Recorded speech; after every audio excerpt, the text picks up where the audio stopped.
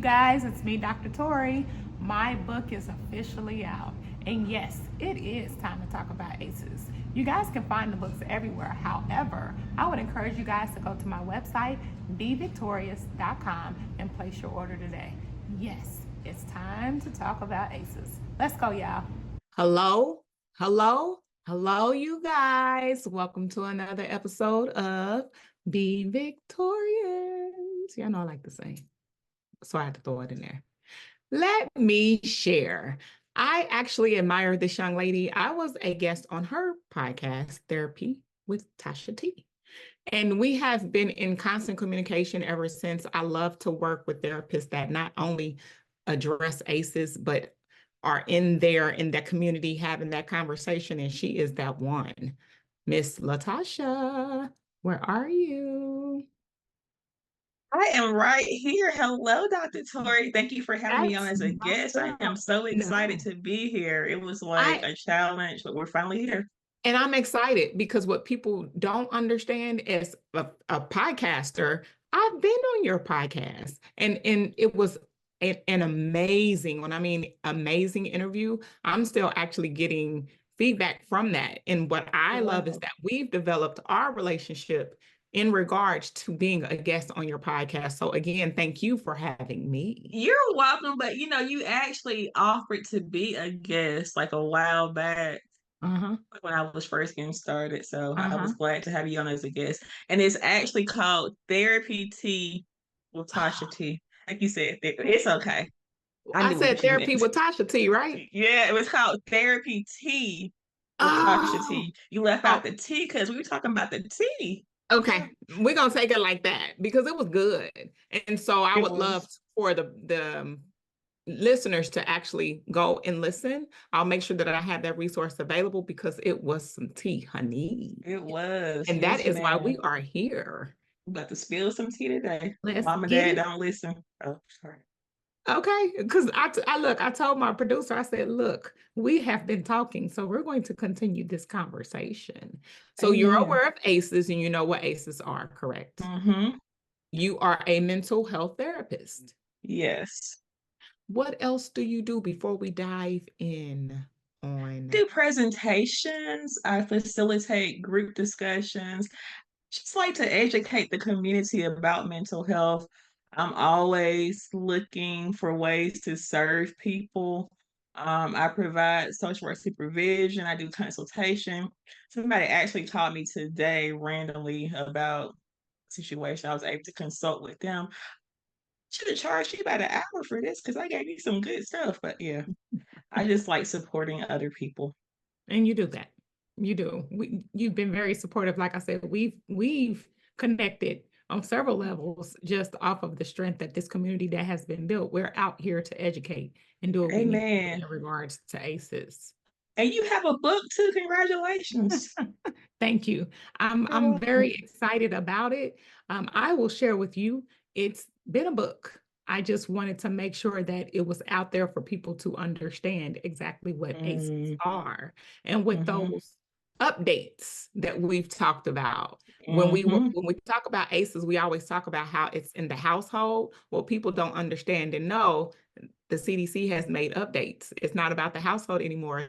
It's about the community. And so community violence, mass shootings, bullying, racism, all of those are now included under the ACEs umbrella. And I'm like, why is community violence just being put in the ACEs? Like, I don't just think about growing up, how much violence I knew about.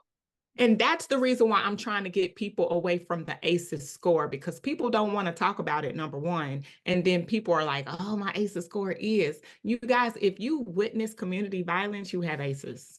If you've witnessed mass shootings, you have ACEs. And now let's be clear. I've been bothered this whole week about Marcellus Williams. That was a public in 2024. With everything that he had. I signed a petition. I know people that shared. And I guess because it doesn't affect our community, it's normal in our community, so it's normal. It's not okay for that man. It's awful. It's awful. So that's why that's why we have these conversations, because there's nothing wrong with having ACEs, a score, and having a conversation. Right. So here we are. Amen. This is it, because this is what we have to stop normalizing. So that, to answer your question, you got me, but that's what the book is for. I don't cut. I cut straight to the chase. First chapter, generational trauma. Second, really compassion and empathy can be taught. You know what I mean? It's like boom, boom, boom, boom, boom. Because people don't understand, really, the understanding of and education of ACEs could really help. You know what I mean? It's not okay to normalize abuse, and we do that. It's not okay to normalize that community violence that's happening. They just did a march on gun violence, and people put up their signs, I'm a victim of sexual abuse, or I'm a victim of gun violence. People are out here advocating. We're just not watching it because it's not Cardi B or Puff Daddy. Right. Which that's a whole nother. Depending, but if a this is person about has you. money, we just look over them. But those who don't have money, they end up being electrocuted. Y'all don't want me and Tasha together. Y'all really don't, because these are conversations we have. Because I've been pissed off about that. I'm sorry. He got electrocuted in the same day, well, maybe the day before, that girl, Anna. What's her name? I don't even want to say her name because she's gonna get some attention. But she on Dancing with the Stars with a ankle bracelet on that's designed to go with her dress. Like, really? And you're this honest, you're sending threatening letters to the former president. But why is she still here in America? It's like, it's crazy, man. Come on, let's have this conversation. And we normalize these things, and it's not okay, you guys. That's why we're here. Yes. Because like how you said, community violence, it should have been on there a long time ago. I think that's that was the push for me to get out there, because when I did my dissertation, that was one of the things that I encouraged. Like, I'm in schools with these kids talking about bullying and how to prevent bullying, and now bullying is adverse childhood experiences now. It is. It should have been on there a long time ago. Yeah. Now, you have to remind me, we've had the ACEs for how long? 1998 is when it officially came out. The thing is, when it came out in 1998, the crazy thing is it was the largest study that has been done in the United States, and people don't even know it. The thing is, with the 17,000 people that was interviewed, we weren't. So when you look at research, I'm a researcher, when you look at those statistics, we're not in that number like that. It was everybody else. So they don't want to have a conversation, and I'll say it, they don't want to have a conversation about it. So then you had people like Philadelphia, you had people like Dr. Nadine Burke-Harris, you have people like me, because I've done the research a couple of times. There are people out there that there's tons of information about ACEs. The problem is we really normalize it. And so it's like, okay, if you all don't understand why the numbers for mental health and the monetary issue for mental health is at an all-time high, look at ACEs. Depression is an illness. Right. But we normalize it. We do. It is crazy. And just to name adverse childhood experiences. You know, they don't want to say that name. I've had people from NAMI say, they don't talk about that no more. Why not? Because what's going up right now that people don't know is those COVID numbers. Right. And it's like they don't want that to be an issue. They want to kind of sweep it underneath the rug. And let me just think about, I was going to say something I had a thought. Like you were talking about how we tend to normalize these things in our community. It's like we get used to these things. We get used to, okay, that was one thing I was going to say. So I like to do the actors at intake with my clients sometimes. And I've been like in group settings. Like I was actually in a group setting with teachers this summer. And I was talking about, mental health in the school, and I went through the ACEs with them.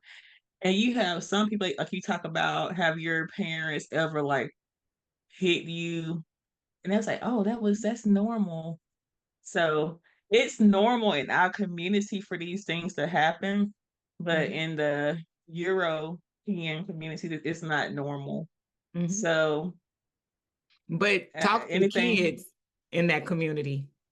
Well, talk to the kids in the Euro community and talk to the kids in our community. Mm-hmm. It's not okay. Right. It's not. It is not It's okay. not. We quick to say, oh, I will whoop yo, but what really does it do when you do it? Nothing. Especially how you do it. Because if it's physical abuse is physical abuse. Mm-hmm. And then we grow up, like I'll be honest, and it's you. So of course, I'm gonna be honest. I tell the story all the time. I whooped my kids because I thought that's what I was supposed to do. I got whooped. And it wasn't until I started catching on to my daughter telling the same story about this red dress and how I lifted her up with one arm and whooped her butt.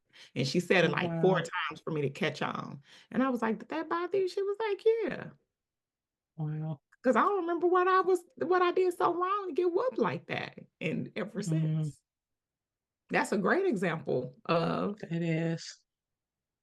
so that's me. You know what I mean? Like that's me.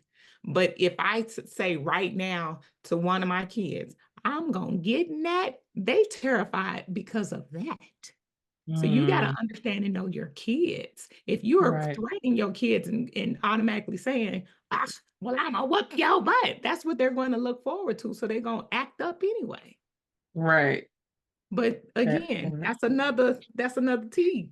That's more T. You talked about the teachers in the school. This is what I do too. And the problem that I'm running into is that we're not doing enough for the kids in the school because they're bringing the problems and issues from home, and we have to address it as educators in school. That's why I started. And you would have to be surprised. There are so many teachers and even school counselors, Dr. Torie, who are not trauma informed.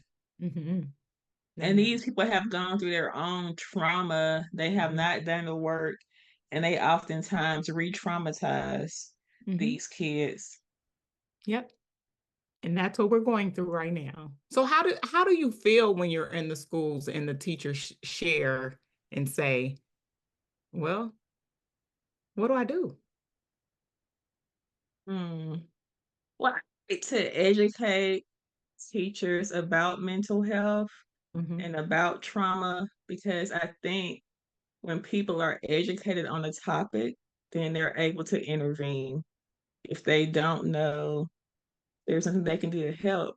And I remind them that we're there to take care of these students. And if they're taking care of their own stuff, it's easier to care for these students. When they are not taking care of themselves, it's hard to help these students out. So it's like to educate them. But I'm actually not in the school setting anymore because that's a whole nother issue. So we had a grant and the grant ended. Yeah, the end of August. And then I got a call last week saying that it was being renewed. I said, that's just too much uncertainty for me at this point in my life. I need some stability. So I won't be going back there. But I like doing community stuff. So in the future, I'm hoping that I'll have opportunities to do different things. If not in the school setting, I like going to churches now. Me too. We don't want to talk about trauma in the church, though. People Yes, in the we church do. who've been traumatized. Not start talking about that.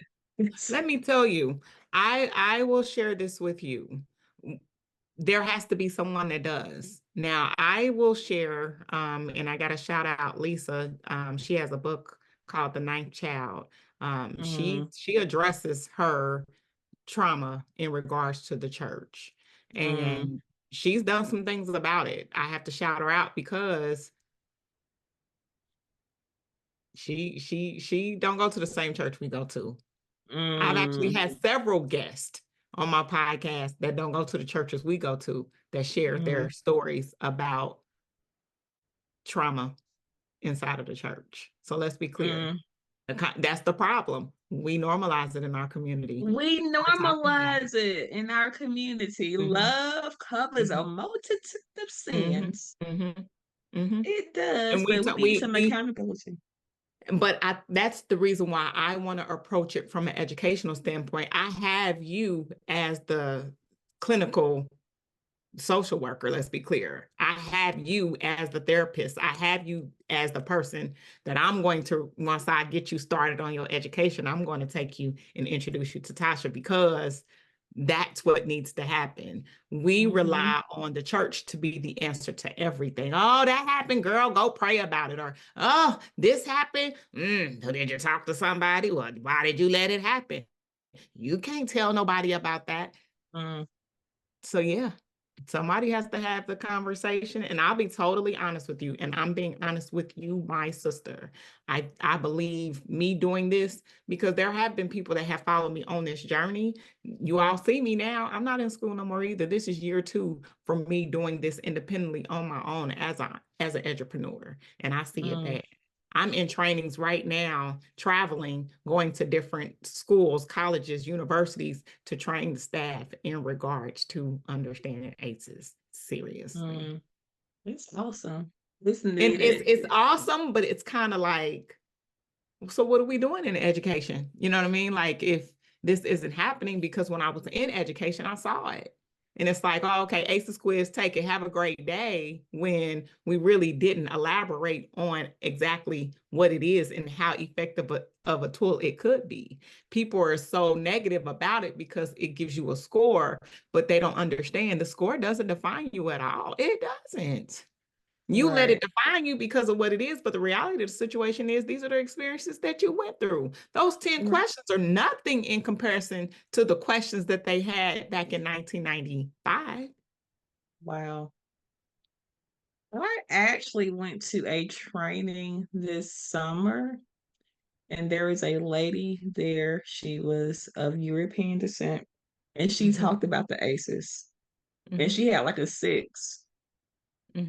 And she discussed, like, if you have this high ACEs score, how it can place you at risk for having like mental health issues, physical health issues. And she talked about her own physical health issues that she had, and her sister, what she had. So I thought that was really interesting. And she used Dr. Nadine Burke's research for her presentation. So I think there are people out here that are still providing information.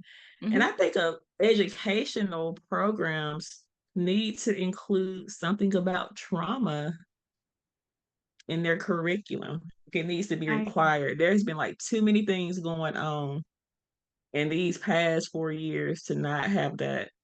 And you'd be surprised, like when I was teaching a social work course, I said we need to talk to these students about trauma, but that wasn't even, a topic in the social work course. I guess like in certain, I wasn't teaching like yeah, it was human behavior in the social environment. And I would think trauma would be something to incorporate in that lesson. So I had to figure out ways to incorporate that in the curriculum. But even They're not the listening. programs, They're not listening. yeah. My background is special education administrator. So I get the kids with PTSD. I get the kids with the behavior disorder. There's a label, emotional disability. It's called ED. They laugh at those kids. That's ACEs. That is. I actually saw an adult earlier who was bullied, and he's still dealing with that as an adult. Yep. Like almost 60, still struggling. So. Yep. And that's the reason why bullying has been added to it. Now, in the same state, and I'm throwing it and being sarcastic with it for real.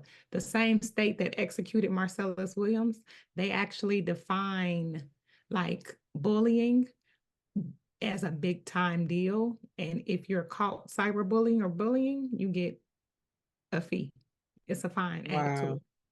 So they can fine you for bullying, but they can execute people for being innocent. That's awful. I just wanted to throw it out there because we put an emphasis on the wrong things. Like that was racism big time. Racial discrimination is ACEs. It is. It has been. It's embedded in our systems based off of the past experiences that our people went through. Now, what's interesting is, I know we don't have to include this, But you got it. Do you take care of your dad? I'm a caregiver. Yeah, he lives with me. So, and that's like really, Lord, because we're talking about ACEs, and I had this screening like right in front of me, but hi. And it's partially due to him, like some things that he did when I was a child. Not like he wasn't like sexually abusive or anything like that, but I experienced a lot of, adults fighting with each other, people shooting him. Well, not shooting him, but him shooting. Just, That him household fighting with my dysfunction. brother. Yeah, Yeah. so I saw like at DH some interventions done, but it was just really interesting because, I work in this field. And I can remember, like, I had this lady who I was working with. She was like I guess she had taken her nieces and nephews in, and she shared how she was a caregiver for her dad. And so this was like, ooh, what is this, 2024? It's probably like 2012. She Mm-hmm. was telling me how she was her dad's caregiver for like a year. He ended up dying. And like her dad was the nicest person to her when she was younger. Like she had a lot of issues with him. But she was talking about how I know we say we kind of like we can be like religious, but she was saying, how God just changed her heart. Mm-hmm. And I'm like, okay, that's so interesting because like, years later, you know, my dad went through some stuff and I was praying that God would show him something. Mm-hmm. And he ended up, changing some things in me and preparing me to be able to, care for him. Because if I had to just focus on my aces, I wouldn't be doing this. So it was like an act of God for real. Mm-hmm. So I believe that, religion, spirituality is important. But I Mm-hmm. think sometimes we do the spiritual bypassing. But so I had that experience with that lady. Remember, like years before, I went to like a graduate psychologist student for like some Mm-hmm. therapy. And I don't know how I ended up like writing this letter to him about things that he did, how I felt about it. I ended up, going to therapy later on with our jobs EAP program. So I ended up seeing like a family and marriage therapist for like a few years. So she just Mm-hmm. really like helped me to just kind of, you know, reframe my thought process. Cause, with the family and marriage, they really look at the genogram, how people interacted with each other, because those things impact you. Right. Um, so yes, although he's doing much better now, it's a lot calmer, but he has like some mental health issues. So that's I'm like my aces was I had like a 6 or 7 on my Mm-hmm. aces, but so And I've there's battled. nothing wrong with that. It's not, and I didn't know what an aces was, but I knew I had experienced some things in my life, and I knew I wanted to help other people not go through certain things or just support them on their journey. And that was Mm-hmm. before I knew what an ACEs or trauma was. Like I just know that, God has me here for a purpose. Mm-hmm. But yeah, so it's just been an interesting journey. And so, I worked in inpatient psychiatry.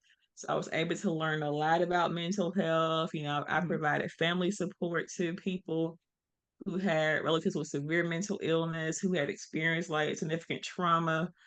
Um, and that's like a whole other thing. Like people in psychiatry, I'm like, but them are not even trauma informed. What are doing out here?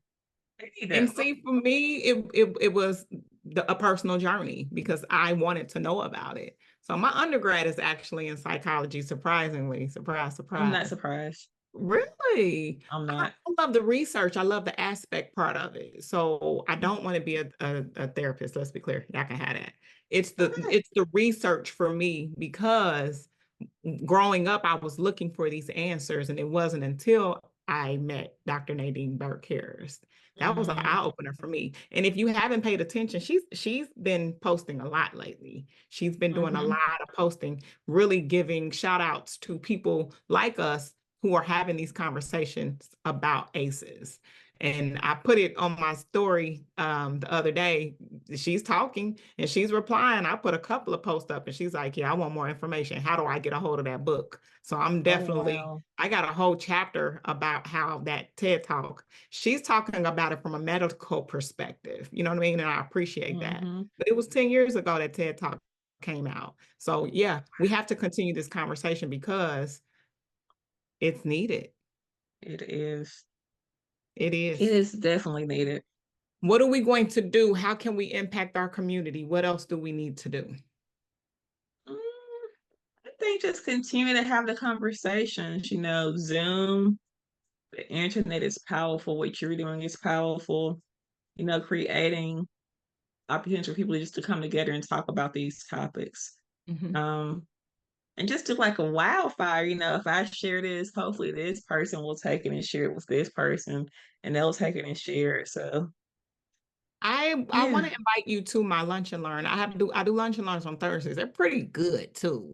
Okay. There's been people that have never heard about ACEs that joined the lunch and learn and have learned and now want to be a part of the ACEs community. So I would love for you to join. I want people to meet you because we talk a lot, but people really need to know that I think our community is scared of therapy.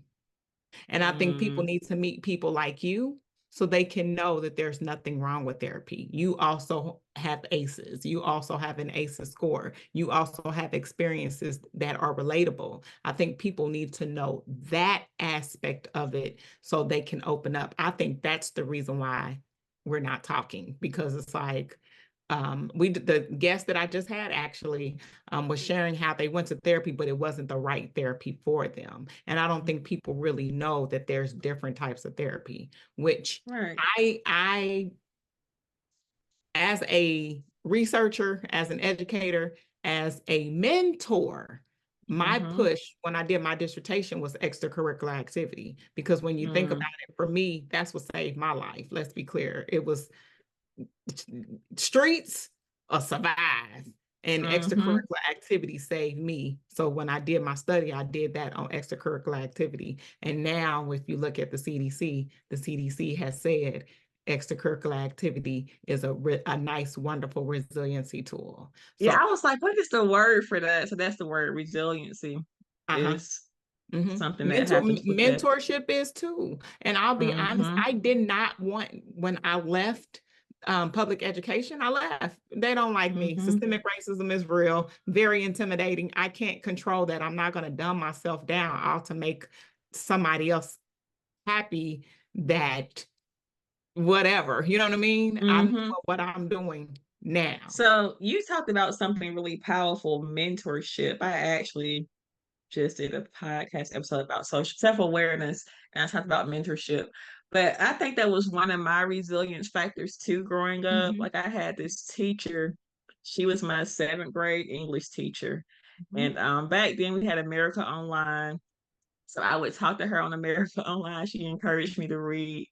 mhm, Just would gravitate towards like safe adults. I don't know what. Not saying that my parents were well. Anyway, I told you how they work, but I just mhm, wanted like people who were safe, who were stable, and I would also like see people in my church who were like in college doing certain things. Like I just kind of I want to do what they're doing. So I kind of had like this idea of where I could go, and that was really encouraging because I was the youngest child of three. mhm. My oldest sister, she did not finish high school. She actually left high. Oh, I hope she don't hear this. But she actually left high school because our brother, he was 16 years old when he had a tragic death, and it was just really Aces, hard on her. And aces. she ended up, getting into, like this really bad fight, and it just caused like she had facial damage. But she ended up dropping out of high school, and then, in her early 20s, she had her first child, and another child, and another two. And it's like when it was my time, I felt like I didn't feel like there was a lot of like people were like real protective. Like, I was kind of sheltered. I couldn't do certain things because it was like a fear that I might repeat certain behaviors. And so, we talk about ACEs and we talk about trauma. So there's like trauma responses. And I think mine kind of was real smart, but I kind of took on that fun response, Mm-hmm. and that's just like, appeasing other people, just doing all these great things so people will think a certain way of me. Um, Now I'll still have my flight moments too, or actually more fight than flight. Yep. But I'll fight with These are words. But conversations we gotta have. And see, those yes, words are the words that need to be introduced so people can understand. I'm quick on mhm, fight or flight, really, because it's the story of my life. But people are ask me all the time, what you mean? What's that? And I'm then gonna when fight you. That's fight. Flight, I'm gonna uh-huh, run away from you. Freeze, I'm gonna shut down. uh-huh, and fun. Fun, I'm going to do what I can to make you feel at ease about this. So you don't have to worry about me. And I became that person that, okay, I'm the one that's pleasing everybody, and I'm doing all this stuff to try to keep everybody together. It's a situation for the caregiver. So I was like, oh, this is like, and it's like I'm getting to the, I don't know, this probably should be on your podcast. But Present you this. said Like, I've listened to you say that 3 times. And guess what? That is the issue. Nothing wrong with you having your conversation. And because what's going to happen is somebody's going to listen to it and say, that's so relatable. She sounds just like me. Or man, I went through that too. That's the reason why that's the reason why we have podcast guests. That's the reason why we have episodes. Don't hide your story. That's the problem. We just said people normalize it and don't want to talk about it, and here you are doing it. parentified child. That's what I was and still Mm, am. mhm. And this is the reason why we have to have this conversation. Amen.